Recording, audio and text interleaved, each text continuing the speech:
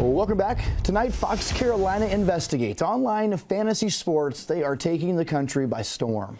Yeah, some play for fun, others as a hobby. With the evolution of sites like DraftKings and FanDuel, now some are even making a living from fantasy sports. Sports anchor Shannon Somerville joins us now, and she took a closer look. It's really a multi-billion-dollar industry, and this thing has taken off.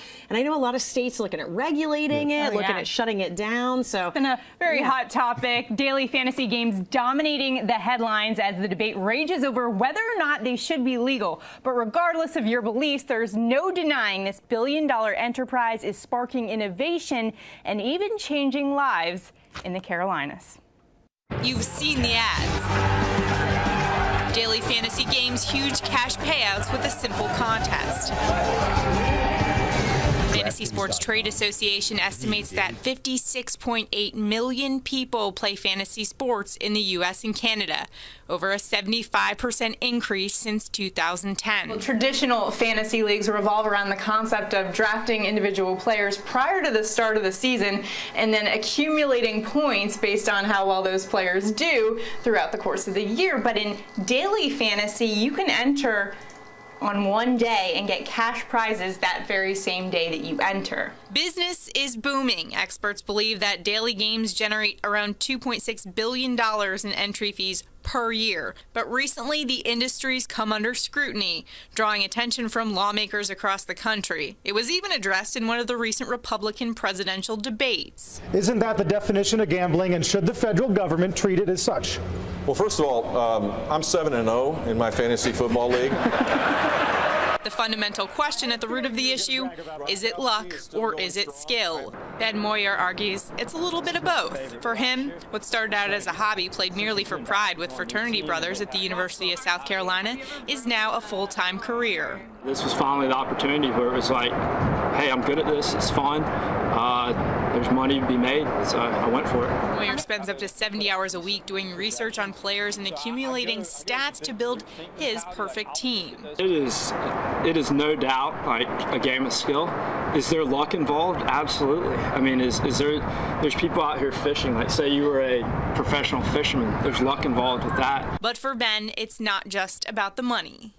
Your whole life you want to have something that you can chase and something that you wake up in the morning excited about, and that's what I found with this, and so I'm gonna make a run for it, and we'll see. Former Carolina Panther Lorenzo Clark is now a partner of Front Row Fantasy Sports in Charlotte, a company that integrates fantasy sports platforms and social media. For him, it's not only a business, but a way to channel his competitive spirit after an injury ended his career. After my injury, I pulled away from the game. But after I started playing again, that renewed my love for the game. That competitive nature and that I have, the competitive fire that I have to be able to talk smack to my league mates and the camaraderie amongst us all is good, healthy competition. And Clark seems optimistic about the future of the industry. The future remains bright for fantasy sports. I happen to hope that the regulation that is to come does not suppress some of the innovation that has surfaced over the past few years. And, I look forward to being a part of that innovation as well. Nonetheless, uncertainty looms in a murky legal landscape. It's very alluring, but you also need to understand the downside.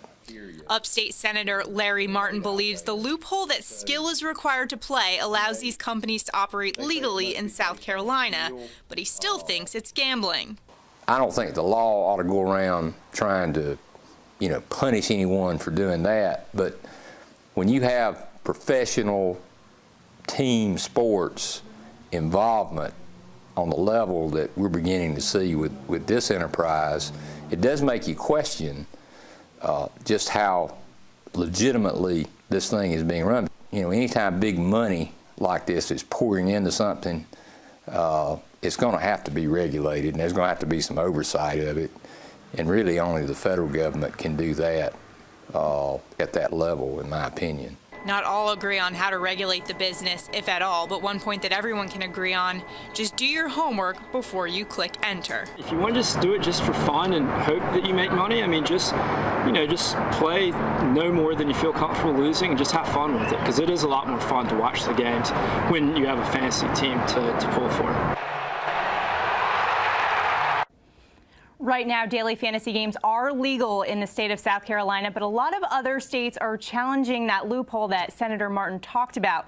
And one of those states is New York, where FanDuel's headquarters is. A ruling in New York will be taking place this week. We'll keep an eye on that for you. Now, FanDuel did offer this comment on my story, quote, "Over the last 40 years, fantasy sports has continued to evolve. Daily fantasy is the latest step in that evolution. Season-long fantasy leagues are played for money and bragging rights. FanDuel offers the same opportunities, only on a shorter basis. The overwhelming majority of our users play FanDuel because it makes watching sports more exciting, and they love the competition. The ability to make money is a distant fifth-place answer. Fantasy sports is a game of skill, just like chess, spelling bees, and golf." End quote there.